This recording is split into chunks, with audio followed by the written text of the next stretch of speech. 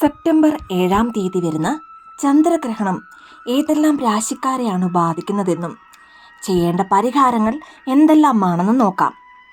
ചന്ദ്രഗ്രഹണത്തിൻ്റെ ആഘാതം ഓരോ രാശിക്കും വന്നു ചേരുന്നതാണ്. പൊതുവായി ഗ്രഹണം എന്നാൽ ജ്യോതിഷപരമായി ചില നെഗറ്റീവ് എനർജിയും അതുപോലെ തന്നെ പ്രതികൂലമായ ഫലങ്ങളും ഉണ്ടാക്കുന്നതാണ്.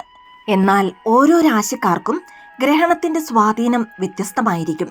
ഇനി ഗ്രഹണം ബാധിക്കപ്പെടാൻ സാധ്യതയുള്ള രാശിക്കാർ ആരെല്ലാമാണെന്ന് നോക്കാം. ഒന്നാമതായി കുംഭം രാശിയാണ്. ഈ രാശിയിൽ ഗ്രഹണം സംഭവിക്കുന്നതിനാൽ കുംഭം രാശിക്കാർക്ക് ആരോഗ്യപരമായ പ്രശ്നങ്ങളും മാനസിക പിരിമുറുക്കങ്ങളും ഉണ്ടാകുവാൻ സാധ്യതയുണ്ട്. രണ്ടാമതായി വൃശ്ചികം രാശിയുടെ 4-ാം ഭാവത്തിലാണ് ഗ്രഹണം സംഭവിക്കുന്നത്. അതിനാൽ ഈ രാശിക്കാർക്ക് വിദ്യാഭ്യാസം, സ്വത്ത് എന്നിവയുമായി ബന്ധപ്പെട്ട കാര്യങ്ങളിൽ ബുദ്ധിമുട്ടുകൾ ഉണ്ടാകാം. മൂന്നാമതായി കർക്കിടകം രാശിയാണ്.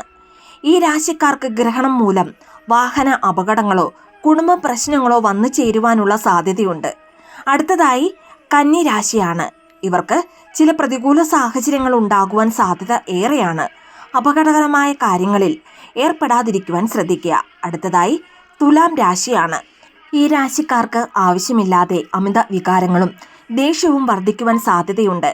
ഈ പറഞ്ഞ രാശിക്കാർ ഗ്രഹണം നിങ്ങളെ ബാധിക്കാതിരിക്കുവാൻ ചെയ്യേണ്ട പരിഹാരം എന്താണെന്നാൽ, ഈ രാശിക്കാർ എല്ലാവരും ഗ്രഹണം കഴിഞ്ഞതിന് ശേഷം രാവിലെ കുളിച്ച് ഗണപതി ക്ഷേത്രത്തിലോ ഗണപതി ഉപപ്രതിഷ്ഠയുള്ള ക്ഷേത്രത്തിലോ ദർശനം നടത്തുക. എല്ലാ തടസ്സങ്ങളും നീക്കുന്ന ഈശ്വരനാണ് ഗണപതി ഭഗവാൻ. അതിനാൽ ഗ്രഹണം മൂലമുണ്ടാകുന്ന നെഗറ്റീവ് ഊർജവും തടസ്സങ്ങളും നീക്കുവാൻ വിനായക ക്ഷേത്രത്തിൽ പോകുന്നത് ഉത്തമമാണ്.